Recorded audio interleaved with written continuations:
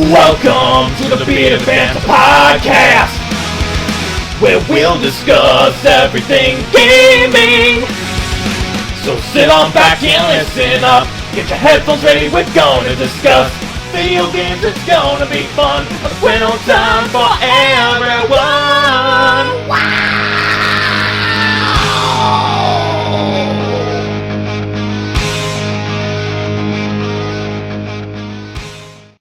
Hello and welcome to episode 21 of the Bearded Banter podcast, the gaming podcast where part 3, because technical difficulties are a bitch. I am your host, the Bearded One. With me is Random Richard.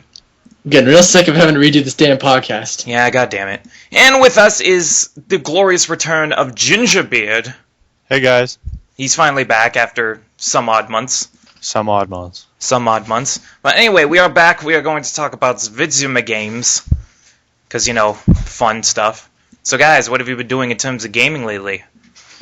Well, I just got an iPhone today, so I've been, like... looking at iOS games? Stuff. Yeah, man. Like, have you guys played Jetpack Joyride? Obviously, that was one of the first ones I got. That game is awesome. I love that one. And Fruit Ninja, as Nick mentioned in one of the podcasts, that one's fun. I love Fruit Ninja, man. Dude, it's really surprising me how big the iOS, like the mobile gaming scene has become. Well, yeah, everyone needs to do something while they're either on the toilet or at the bus stop. Yeah, you know what I do? I remember in English when nothing was happening or we were watching a movie. Which was all the time. Yeah, I would just, because I was always in the back of the room, I would bring up Sonic Dash, which is kind of it's kind of like a Temple Run kind of game with Sonic, because, you know, Sonic freak over here. Yeah, I would just sit in the back of Byzantine's room and just play that when nothing was happening in class. Nice. But yeah, the iOS scene has become huge. I know, like, there's so many... sorry to interrupt, but it's really kind of... There are a lot of people speculating when exactly the iOS gaming scene will grow to the height of the console gaming scene and will eventually take over console gaming, which to me, carry on, sorry. That's bullshit. That's never going to happen. It's like a little fucking 5-minute time waster on your phone isn't going to replace the freaking Xbox One or PS4. Oh yeah. That's never going to happen. Right. To be honest, I've actually been following a lot of the anticipated game, almost the anticipated game of the year, Watch Dogs, coming out in November. I am so looking forward to that. Which looks pretty awesome. Oh, God. But if you watch the E3 one, the E3 trailer and stuff, or the release or whatever, yep. they were... Yeah. Sorry, I had a little bit of a burp on my end over here. I hate that. If you watch a little bit of the E3 thing, there's actually phone support for the game. So let's say you're having issues in the game. Really? Yeah, it has smart glass support. Yeah, issues in the game or something like that. You have like crazy amount of like police after you or something like that. You can like message or text or someone in the game and be like, hey, I need some help over here. And what they can do is they can hack your helicopters, they can hack everything out for you, and basically help you out in the game. Yeah. But you can do that if you have a Wi-Fi connection, you could do it if you have a data connection, like you could do it anywhere. Yeah, as long as you have a mobile phone that works, you can basically use it. Yeah. That is cool. Which, going back to there were a lot of games at E3, and I know we had our huge E3 special, which was over 2 hours discussing all of that, but there were a lot of games at E3 that seemed to rely on smart glass support. Oh, yeah. There were entire games based around smart glass, like Project Spark, like where you need smart glass in order to build anything. But Project Spark was sick. It's basically another Little Big Planet, let's just be honest. Oh, yeah. At the end of their presentation, they were like, let's see what all of our playtesters have been making in Project Spark. And they've been making, like, 2D platformers and, like, twin-stick shooters and first-person shooters. It's basically another Little Big Planet. Yeah. But the whole trailer for Project Spark, like, the guy was making, like, a Fable-based kind of world. Yeah. And then now you go back and everyone's just like, I don't feel like doing a 3D one. I'm just going to do a... Yeah. Now that I think about it, that's exactly what it looked like was Fable. I was trying to, like, it was on the tip of my tongue, because I looked at that presentation and the visual style. It was just so familiar to me, but I couldn't exactly put my finger on it. Now that you mention it, it looks exactly like Fable. The over exaggerated rooftops that hang over and stuff like that looks just like Fable. Yeah. Which actually Fable is kind of relevant in the last week of gaming because Microsoft has just started their Games with Gold program for Xbox Live on Xbox 360, which is what they announced at E3, where any Gold member on Xbox 360 will receive 2 free games a month. Oh, that's so badass. They said, it's funny, because they said at E3 that it will go from the beginning of July until the launch of Xbox One, but then they came out with an official article that said, oh, it will start from July 1st all the way through till the end of the year. So when's Xbox One supposed to come out? In the spring? Sometime in November. Oh. Yeah. Holiday. Mm-hmm. But yeah, so Xbox Fable 3 has been free for the last 2 weeks for Gold members, just to like get the program started before it actually officially launches. Mm-hmm. So yeah, Fable 3 has been free for like 2 weeks, but I don't really give a shit. Is Fable 3 even good? I don't know. I don't know, because I didn't play Fable 1. I played Fable 2, that was kind of cool. And then Fable 3 is just like, if you have a third game out of the franchise, if it's not Saints Row the Third or anything like that, if you have a third game, it's just like, okay, why are you even trying anymore? Yeah. Like, if number 1 and number 2 weren't even good, then why even be bringing out a third one? Yeah, Fable. Yeah, Fable has been really kind of a half and half kind of series. It's been really polarized. Yeah. Because like half the people who play it are like, oh, it's such a great game and such a great RPG, which it really isn't. Let's just be honest. Yeah, I know. It's like, oh, it's such a great game and I love it, and then the other half are like, this is boring. This is not what I want in an RPG. Because Fable has been really criticized for like really holding your hand the entire way through. I hate that. Yeah, it's not. It's like they label it as an RPG, but it's not like an open. Like it doesn't let you exactly do whatever you want. It basically guides you everywhere you need to go. Mm-hmm. Which I hate it. RPGs shouldn't be like that. RPGs, they should have like a brief tutorial at the very beginning just to give you a sense of what the game will be, and then just let you out into the world and do whatever. But apparently, Fable, I agree. Yeah, Fable has been like that. Even I'm gonna kind of go a little off topic, but sort of. Even like games done by Rockstar, I've noticed are guilty of that problem, where they're just like instructions are always at the bottom for do this, kill this guy, sneak behind this guy. Well, to be honest, just in the beginning, But I mean, if you're playing a game like Grand Theft Auto 4, they always have like the upper, like any Grand Theft Auto actually, up in the right hand or left hand corner. Like when you first start the game, you come out of the hospital. It's like, oh, by the way, you can go to this spot to get your guns back. Or when you come out of the police station, it's like, oh, by the way, your guns were taken away, and you're just like, there's the cheat. Yeah, I know there's the cheat, but I hate in GTA 4 when because every now and then I just play GTA 4 to be an absolute dick. Just go around, just blow shit up, and then eventually, every now and then, I will get caught by the cops, and then they'll let me out of the police station, and they'll be like, "Oh, we confiscated all your weaponry. You're gonna have to buy it all over again." You have like a minigun, rocket launcher, basically the entire United States the entire Army. arsenal the game gives you, and oh, you got caught. You got to buy it again. Yeah. Well, there goes at least $50,000. There's not even any elaborate punishment, like a death sentence or anything like that. It's just like, okay, 6 hours in jail, no biggie. 6 hours. Oh, they take all your guns, and you're like, okay, don't do it again. Yeah. Liberty City has the worst crime system ever. Yeah. Which, speaking of which, I noticed, I don't know if it's like a glitch or something in GTA 4. I don't know if you guys have ran into this, but every now and then, when I would actually get caught by the cops, and when the cops come up to you and they point your guns and they're like, freeze! And then you start to put your hands up like you're surrendering. Uh-huh. I don't know if you guys ran into this, but if you just mash the sprint button, you can get out of that sequence. Because you can. It's an escape. Yeah, it's supposed to be scripted though. But I could always get out of it. I don't know if that's a glitch or if that's intended to happen. No, I got out of it. That's usually how I get away. Yeah, I've been playing that game for like a couple years now. I never knew if that was like a glitch or if that was something that was meant to happen where you could. No, the game's 5 years old now. Yeah, I know, I've been playing it for like 2 years. You know what happens though? Like when they come up to you and it's just like freeze, and like the moment you can put your hands up, once your hands are up, you're actually able to like run away, and then they start shooting at you. I always thought that was a glitch. I noticed the police in Grand Theft Auto 4, they're way too aggressive.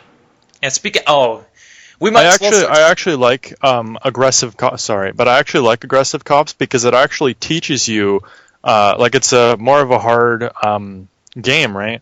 Like for the cops in a sense, right? So if you get used to the entire difficulty of the cops in that game, you'll pretty much be ready for anything. Because that's like the hardest gameplay I've ever actually played. It's like difficult as hell, trying to get away from the cops and trying to survive. You ever tried to get away from a 3-star rating? On foot, yeah. On foot? Oh, Jesus, Nick. To be honest, though, I was actually doing 6 stars on foot. It was retarded. And then I managed to... there's a spot. It's on Algonquin Island, and I think it's like the lower east side or something like that. There's a gas station you can get on the roof of. Like there's train tracks that go over the gas station. You can get on top of the roof of the gas station, right? So if you fall through the train tracks, there's basically like a little kind of 6-inch gap where you can shoot and see the cops and stuff like that. Mm-hmm. So I was playing Ballad of Gay Tony, right? And that's where you have basically the insane explosive arsenal of like all the C4, the rockets, like the explosive shotgun, chilling in that little 6-inch gap, watching all the cops go by, and it's just like, shooting them all. It's really retarded. And then I came out, and if you play enough during the cop sequence, they start to back off a little. So the streets are literally empty. Like I was honestly hiding behind a wall, and they were just all hiding over there. Yeah, like, they were all hiding away from me, eh? So when I obviously had a perfect space for them to come sneak up behind me, which sometimes they do, but like I think the game was glitched enough to the point where I had 6 stars for so long, I don't think they had an opportunity to sneak around. Like the mechanics were screwed up. Yeah, going off of that topic of the police in Grand Theft Auto 4, we might as well talk about police in gaming in general. Yeah. How about police in general? Just shut up. Yeah, but what's another? What are some other games that have some really aggressive police forces? I would say Red Dead, but not really. See, well, it depends on how you look at it. Jet Set Radio Future has some pretty gross cops. Oh god, Jet Set Radio has cops? Yeah, basically what happens is they're the Rikaku police force, right? And they're trying to figure out how to stop you from doing the street vandalism, right? Mm-hmm. So the only way to kill them is to basically spray paint in their face, right? But then they come after you and like grabbing your shoulders, and the only way to get them off is to boost, because whenever you jump, they just basically flail in the wind. I don't even know if any of you guys have played that, but I mean it's really stupid. No, it's funny because I've always been interested in Jet Set Radio, and then recently, I don't know, in the last year or so, they released an HD port on Xbox Live Arcade, and I want it. So good. Basically, I want to play that game. It's the original, but it's rebooted. Jet Set Radio Future is the sequel, but since Smilebit was the original developer, right? But Smilebit went the way of Rare Games, and they started making like sports games and like Connect games, and it's just like, are you serious? You go from really beast to really like, what are you doing with your life? God damn it, we got another Rare on our hands. Sega was the publisher. And messaging Sega like, hey, you need to remake this, and Sega's like, we can't. We don't have the they don't have the license anymore? We don't have the license anymore, right? And actually, to be honest, most of the original artists, like the Japanese artists and stuff for the music in Jet Set Radio Future, like I think his name's like Hideki Naganama or something. Mm-hmm. Anyway, he's either dead or he's like occupied with other things. Oh damn! Like the original soundtrack was beast and everything, but I don't think the guy makes music anymore. That sucks. And that's another thing. In terms of Xbox Live Arcade, like the service, they have some games, some really old arcade games, that they just had to take off of the service because the licensing, the licensing expired, and they couldn't renew it for whatever reason. Yeah, so it's like games like Turtles in Time Reshelled, Marble Blast Ultra, those games are just gone now, and I'm pretty sure they're never going to come back. Well, yeah, because that could be also the reason maybe the company went bankrupt or something like that. Because I know THQ earlier on in the year last year, THQ went under. Oh no, I remember that. Thank God that all of their publisher of Saints Row up until Saints Row the Third. Yeah, Saints Row is now the publisher is Ubisoft now, right? No, Saints Row. The developer is Volition, and Yeah, but the publisher is Saints Row 4 is like Dark something. I forget what it's called. But Deep Silver. Oh shit. Yeah, it's They're Deep the Silver. people that And made. Adult They're the people that Adult made Dead Island and made Metro, the Metro games. Yeah. And also Catherine. Yeah. Huh. What was I gonna saw say? it for sure. I don't know which. Sorry to keep interrupt. Yeah, that's okay. But I can't remember which of the THQ franchises was bought by Ubisoft. I know one of them was. I'm trying to think here. Because I know... For some reason, I kind of want to say like Tom Clancy, but I don't think that's it. no, Tom Clancy was always Ubisoft. Yeah. It was never THQ. But Saints Row got bought. WWE got bought by 2K. Yeah. Adult Swim does a little bit of Saints Row the Third too. Do they? Yeah. If you look at the box art and stuff like that, it says Volition, Deep Silver, I think it is, and then Adult Swim. Huh. I think some of the rights in there are for like the clothing and stuff, or the logos. I think I'm not sure, or maybe it's the music. I think it's the music. I'm not sure, But I know it says Adult Swim in there. But yeah, so games like little arcade games like Marlboro Blast and Turtles in Time Reshelled, those were games that I wanted to play and I wanted to get at some point, but then they were taken off the service because of licensing issues. See, okay, really here's another sucks. question. If you were to buy, like, let's say you were to buy, the Turtles Unshelled one, Yeah. right, and you buy that off of Xbox Live Arcade, you have it on your machine, right? They then take it off when of Xbox when it Arcade, was taken still- off, it wasn't taken. You could keep it forever. It wasn't. Oh, so if you Yeah. still have it on your machine, you keep it, right? Yeah, as long as you have it on your hard drive, you have that game. As long as you have it. Okay, But so if it were somehow to, if you were to delete it off your hard drive or it were to get corrupted, there would be no way to re-download it. Oh, Jesus. So like as long as you currently have like Turtles in Time or Marble Blast on your hard drive, you have it forever. But the actual game isn't on the service anymore. So if something were to happen to that file, there'd be no way for you to re-download it. Could you imagine if you were, like, such a fan of the game, it was just And like, then something okay, were to happen to it and there Yeah. would be no way to get it back. like, you gotta format all of your jump drives to be, like, Xbox quality, and then just, like, make a bunch of copies? That would suck so much. Oh, I hear some insane typing right now on It's like, Riley. Oh, sorry, that's me. what if you run out of copies? You're just like, no! Yeah. Which, it's interesting that you mention it because they had an update a couple years ago where you could download games straight to a flash drive and you could use that. Yeah. I never tried that. Did you? Well, if you, I know this works for like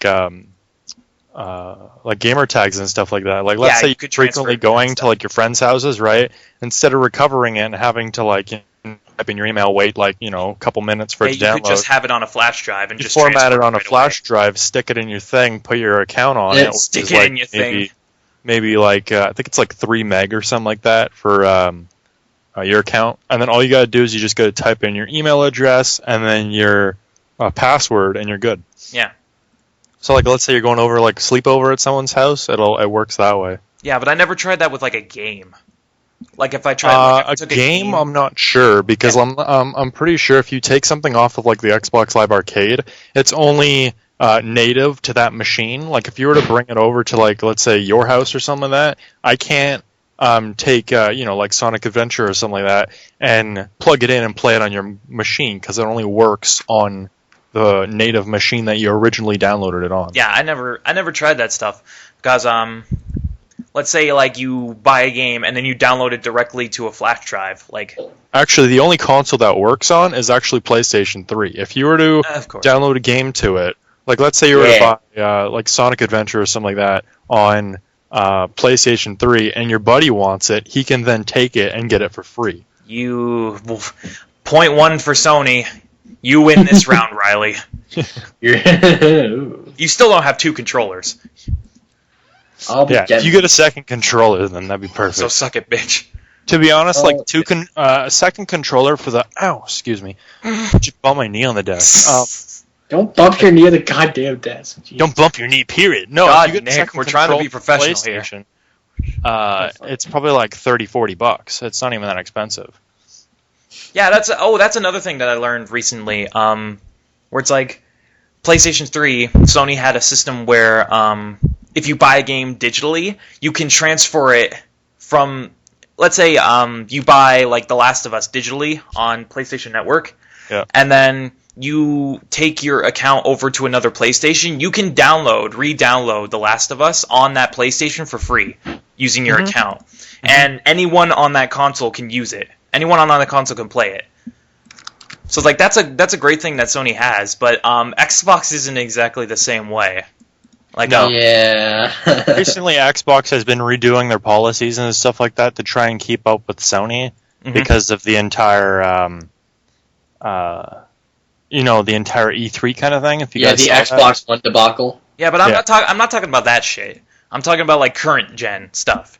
Oh yeah. Yeah, but like but see the thing with Sony is they only allow like that system that I just explained. They only allow that to happen on 2 consoles.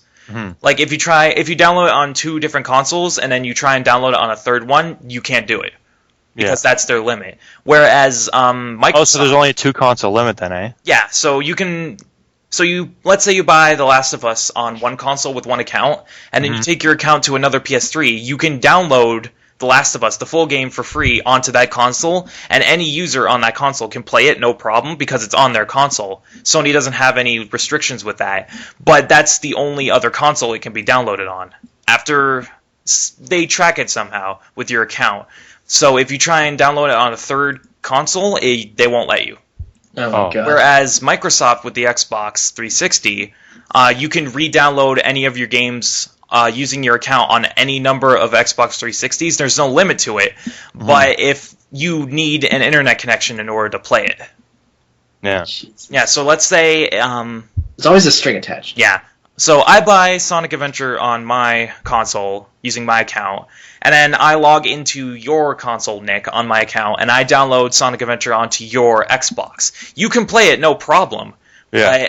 But if your internet connection somehow goes down, there's only a certain amount of time you can play that game until it just shuts down. Really? Yeah. So like I saw it firsthand. I was actually... One second, I just gotta get my laptop cable. Okay. I was actually watching the Rooster Teeth's gaming podcast, The Patch, where Bernie was explaining all of this, and he said that he bought Borderlands 2 digitally on his console, Yeah. and then he signed onto his account on another Xbox and downloaded it to that console, no problem. And as long as his internet connection was up, he could play that game on that console on any... Oh, so on the second console, you can only play it if you have an internet connection. Yeah, you can download it to, as long as you have your account on the console, you can download to any number of Xboxes. There's no limit. But it needs to be an internet connection.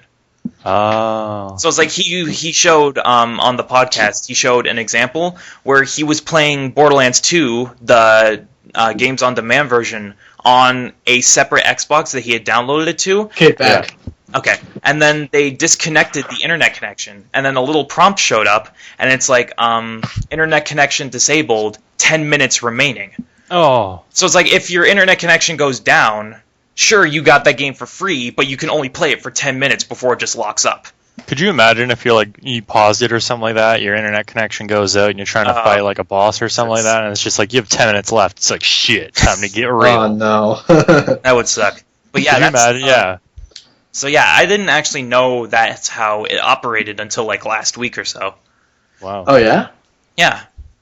Because, so there's pluses and minuses on both sides as usual. Sony, you can only download it to 2 different consoles, but any person on those consoles can play it just fine without an internet connection. They can play it whenever they want. But you can only download it on 2 consoles, whereas Microsoft with the Xbox 360, you can download that game onto any number of consoles. There's no limit.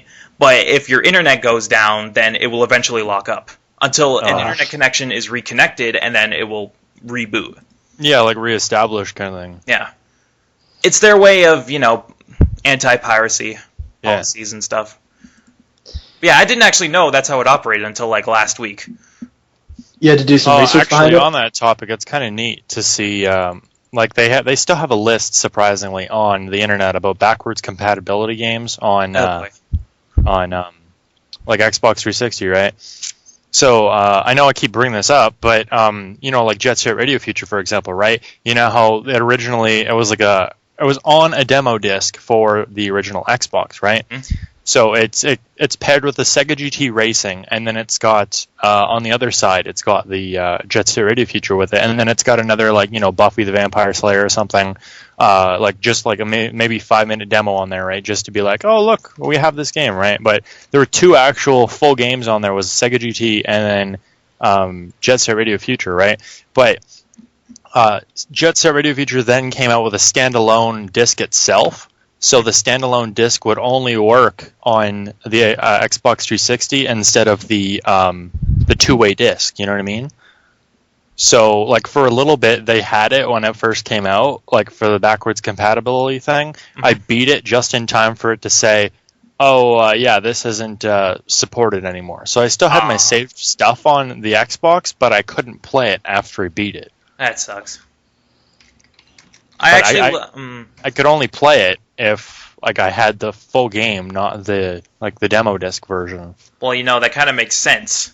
Yeah. Since it's only a demo. Well, the full game is on the demo disc too. Oh, okay. Is what I was saying, right? Because I originally said Sega GT is the full game, right? Mm-hmm. And then Jet Set Radio Future is the full game, and then it has other demos on that disc as well, which surprisingly managed to fit everything on there. Huh. But I mean, it only works if you have the full game, standalone. Well, yeah. While you were discussing that, I was actually looking up a list of original Xbox games that are compatible with Xbox 360. Yeah. And not every game is compatible, but it's quite a lengthy list. Yeah, it's actually there's a lot on there, and then some of them are actually worth playing, and then some of them are just why did you even? Ultimate Spider-Man. Did they actually have Ultimate Spider-Man on there? I had the PS2 version of that. Oh, okay. But yeah, and I was also looking up a list of Xbox originals that are on Xbox 360, which is it's their games on demand thing for original Xbox games, where they have a set amount, a list of original Xbox games that they have up for digital download on Xbox Live Arcade. Yeah, they probably did HD remakes then, eh? No, it's the original game. Oh, okay, perfect. Yeah, Xbox Originals, they're just the original games for the original Xbox, but they're emulated on the server. Oh, okay, hold on. I have to bring up something. You know how whenever the first console comes out, people always say the first Xbox. With the Xbox One coming out, do you think that's going to lead to some confusion? Actually, yeah. When it was first revealed and stuff, and everyone's like, "Oh, really? That's what it's called?" I was like, "Why the hell is it called the Xbox One?" I honestly thought it was the original Xbox, right? But I'm pretty sure everyone's going to get confused because the original, if it's just Xbox, right? Then Xbox 360 and then Xbox One, everyone's going to be like, "What the hell?" Whoa, Shane, what are you doing? The name might lead to some confusion. But getting back to what I was talking about. Oh shit! Wow. Okay. I have a list of Xbox originals that are on the Xbox 360's marketplace. Mm-hmm. There are a total of 30 original Xbox games on the service. Say the number again. Sorry. 33. Oh. There are a total of 33 original Xbox games that are up for digital download on the Xbox 360, each priced at 800 Microsoft points or $10, except for San Andreas, which is $15. To be honest, I actually have the original San Andreas for the original Xbox, and it's still backwards compatible and works. Cool. Really? It's really neat, actually, because when I was little, I got it taken away from me because I wasn't supposed to play it, and it's rated AO, right? So now that I'm 19 and of age to play it, I go back and play it, and I'm just like, man, the nostalgia isn't there anymore because I already almost beat it when I was a child. So if I go back and fully beat it, I knew exactly what I was doing. So then I almost beat it. I actually am almost done beating, and I just have to finish the last... I have to do all the territories, and then I just got to do the last mission, and I'll be done it. But the only satisfaction to be done a game on Xbox, the original Xbox, is just to be done it, right? Xbox 360, there's a whole... Xbox 360 and PS3, actually, there's a whole like achievement system, right? So you actually have a reason to beat the game maybe 4 times. Yeah, because you it's more keep going fun back and doing certain things to unlock achievements. Like Borderlands is actually good for that too, because they have the beat the game once on the original version, And then beat the game twice on True Vault Hunter, and then I think there was one of the DLCs where they had a third one. Yeah, Ultimate Vault Hunter. Yeah, That was the one that raised the level cap to 61. yeah. And then to go with it, they added another playthrough, Ultimate Vault Hunters, just so people... there was like a list of things that they added to Ultimate Vault Hunter mode that were like substantially different. Yeah. Where like tougher enemies, like there was a list, I can't remember right off the top of my head, but it was basically just another way, like True Vault Hunter, so people could level up to the max level again. Yeah. But yeah, To be honest, though, it's actually like for Borderlands, it's actually really good in that sense, because you're not really supposed to beat Borderlands, right? Okay, you beat Borderlands, right? And then it's actually just a really fun party game to go back and play it again with maybe 4 dudes, you know? Yeah. Like it's really fun to go back and play and make your progress through the game without being like, fuck, I beat this already. I don't want to do this. Yeah, I hear you, man. Okay, is Nick done talking now? Yeah, why? Sorry, I just kept trying to go back to what I was talking about, and then you were like, well, Borderlands was a good We always go back to Borderlands. God damn it. It's a good game. Yeah, Borderlands is a good game, man. You should play it at some point. I keep getting on his play it at some point. He gives me enough shit for it. Yeah. Well, I brought my Xbox over to his house back March break, I think, and we played some Borderlands. Yeah, actually, it was March break. Yeah, and we played some Borderlands together. It was good. Split screen co-op. And that's how it was in the good old days. And if you have a small enough TV, it's just like, oh, wow. Yeah. Well, unfortunately, Riley had like a 40-inch plasma. Oh, well, then you're perfect. Yes. Why, unfortunately? I never said that. Moving on. I thought you did. But anyway, as I was saying before, I looked up a list of Xbox originals, and they have 33 original Xbox games on the service, which you can go and download. Oh, here's a note. Doom 3 and Destroy All Humans 2, which are on the list, are no longer available for purchase and download due to id Software switching publishers from Activision to ZeniMax Media. Really? Yeah. Well, yeah, because there was also like a lawsuit between Activision or something like that, so maybe they changed their minds. Huh. But yeah, like there's this list of original Xbox games, and there's some good ones in here. Like there's the original Fable, there's Halo 1, there's Psychonauts from the great Tim Schafer. God, I want to play that game. There's wow, really? The original Ty the Tasmanian Tiger is on there. Oh, nice. Wow. The original what? Sorry, I didn't hear that. Ty the Tasmanian Tiger. You ever heard of that? Oh, yep, I have. Yeah. I have it for PS2. It was a really good game. It was like it was kind of like Banjo-Kazooie a little bit, like in terms of gameplay, but it was set in Australia, and you were obviously a Tasmanian tiger named Ty, and he had boomerangs that he could use to attack people, and it was a really cool game. We never beat it, did we? Yeah, I don't think we ever beat it though. But it spawned a series of sequels, so that became a trilogy. I didn't even know that was on there. I knew it was on the Xbox, but I didn't know it was on Xbox Originals. That's cool. Learn something new every fucking day. I know, right? But Burnout 3 is on there. The original Ninja Gaiden is on there. Burnout 3 is so beast. What else is on here? The first Legend of Spyro game is on there. I know. Oh, man. I knew that one. I actually had that one. Man, Spyro games aren't the same anymore. Spyro's dead, man. I know, yeah. You know what happened, eh? It went from Spyro Skylanders to Skylanders. It's like, really? It's not even good anymore. And going off that topic, Crash Bandicoot is pretty much dead at this point too. Yeah. Like there hasn't been a Crash game since like 2008. Man, remember April Fools where they leaked they were going to do a reboot of Crash Bandicoot, and then everyone's like, nope, just kidding. No. Yeah, this year actually, the 2013 April Fools, they were actually going to redo Crash Bandicoot, but it turns out it was an April Fool's joke. I was like, you guys are rude. You guys are assholes.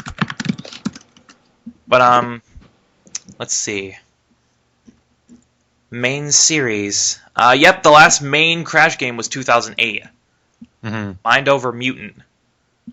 Which, I played Crash to the Titans, and I thought that was a pretty good game. But a lot of people got on, their case for that. Yeah, they didn't like it. Wow. I'm looking at these review scores for Mind Over Mutant. They're friggin' abysmal. Well, I mean, if you take Spyro, for example, right? It's like, okay, they were good back then, but now they try and do it, and they just try and keep milking the franchise. It's like, hey, stop trying. It's not working anymore. Yeah, it's like that saying, like, you either Don't die... put your apples in one. Don't put too many apples in one basket. Okay, let's go with that. I was gonna say, like, you either die the hero or you live long enough to see yourself become the villain. Yeah. Yeah, I like that. Or it's like you keep going until the point where you're just done. Mm-hmm. And you admit that you're done and you just stop there.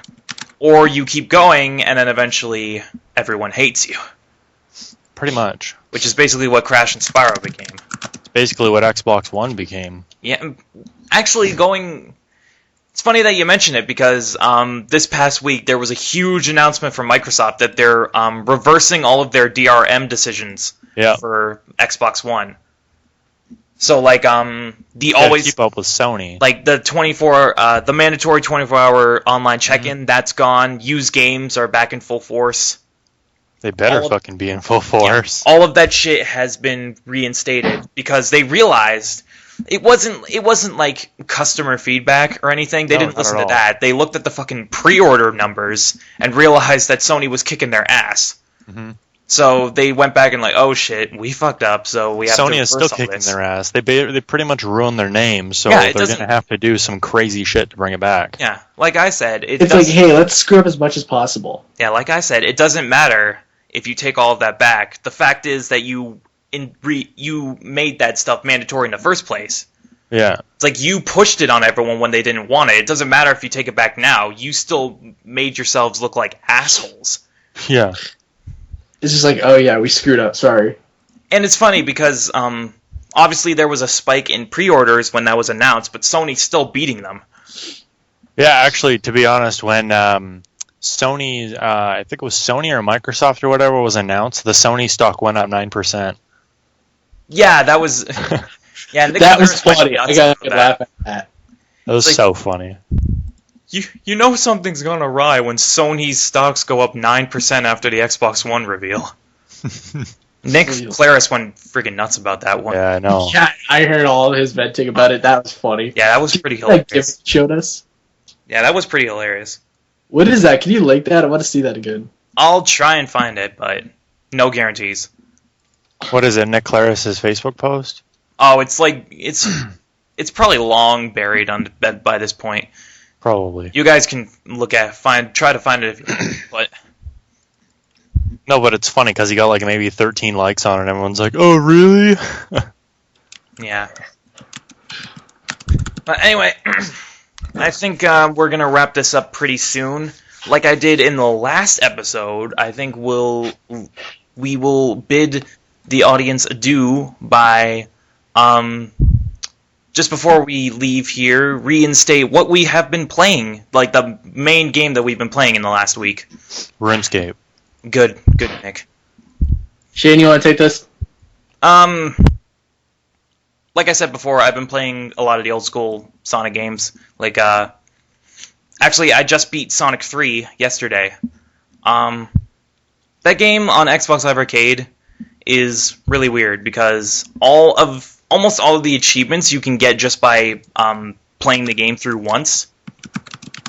So, like, I was playing through the game, and I was looking at the achievements like, oh, beat the Hydrocity Zone, beat the Ice Cap Zone. And then there were little side achievements that you were probably going to get through one playthrough anyway. Yeah. So it's like, I beat the game getting all the achievements. So that was kind of cool. So yeah, that's what I've been playing. Riley, what have you been playing? Last of Us, but blah, blah, blah, blah. Yeah, that truly is The Last of You. Yeah, what exactly about it? It's just... it's tough to really say, But from my point of view, it's just the same stuff over and over again. The controls are a little clunky.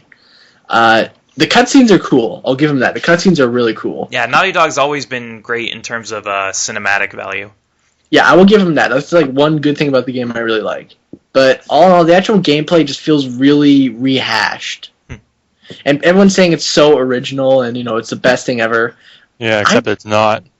It's not. It's the same shit. Well, you know what? In terms of their infected, I think they really have some originality in there because it's not like zombies or it's not like a virus. It's like a fungal infection.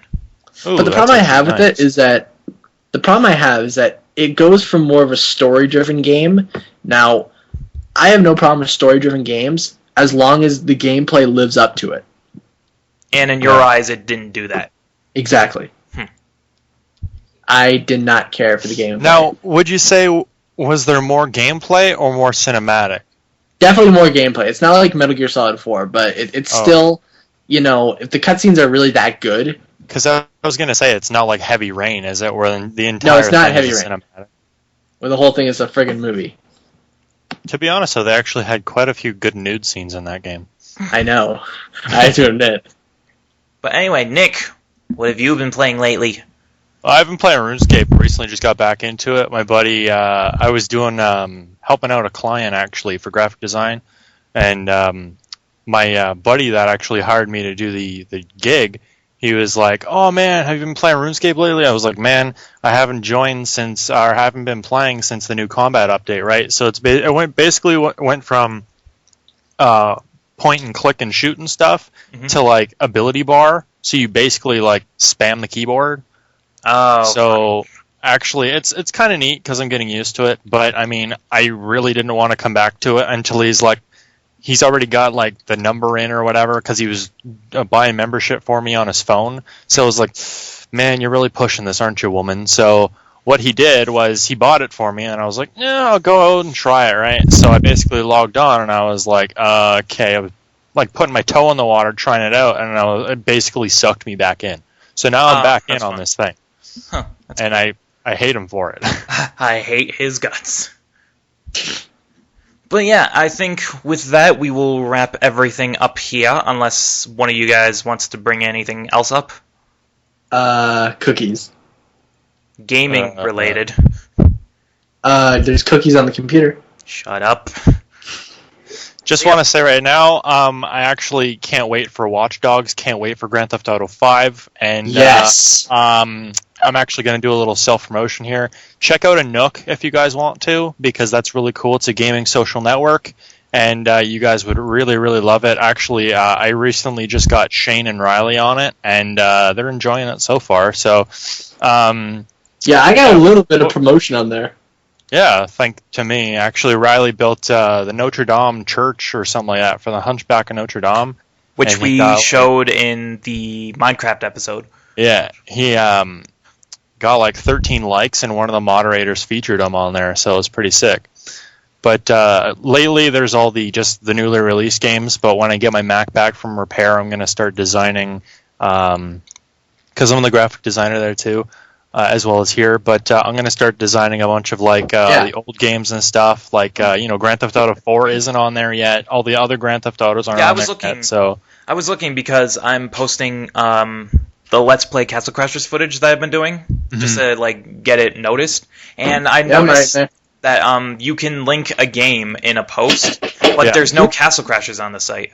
No, not yet. Actually, the only graphic designers that are working for a Nook right now is me and a guy named Vaughn. So I design them, he designs them a little bit too, and then he puts them up as well as he helps me out with designing a bunch of the stuff too. So I mean, it's we have a whole massive list in the forums and stuff about missing games. So if you guys have any missing games, you can go put it up on there, and then we'll have to update them. Yeah. But it hasn't really been working yet since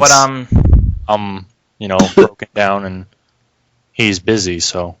But yeah, I'll definitely, in the description, I will link a Nook, the site itself, and I will also link each of our Nook pages. Okay. So mine, Riley's, and Nick's, I will link them down below. Yeah, that'll I've work. I've started linking my Anook page in all of our videos, like all Yeah, the it's a Let's really Plays good and website, stuff. actually. Yeah. Because what happens is you can go on there and then you can integrate everything, your Twitch, your Facebook, your Google, everything, and it's all on one page for you to go check it out. Yeah, it's a really cool site. So if you guys are looking for just a place where you can talk to other gamers about games and such, you can go to Anook.com, go to your local Best Buy, and use one of the display Macs to set up an Anook page for yourself. Yeah, pretty much. But anyway, I think now we're going to wrap this up. This has been episode 21 of the Bearded Banter podcast. I am the Bearded One. With me is Riley Richard. Sorry. AKA Random Richard. Sorry about that, guys. I was completely spacing out. Have a good night, everybody. And It also clearly is random. the glorious return of Gingerbeard. Hey, man. And we will bid you adieu. Say bye, guys. Bye. Peanuts.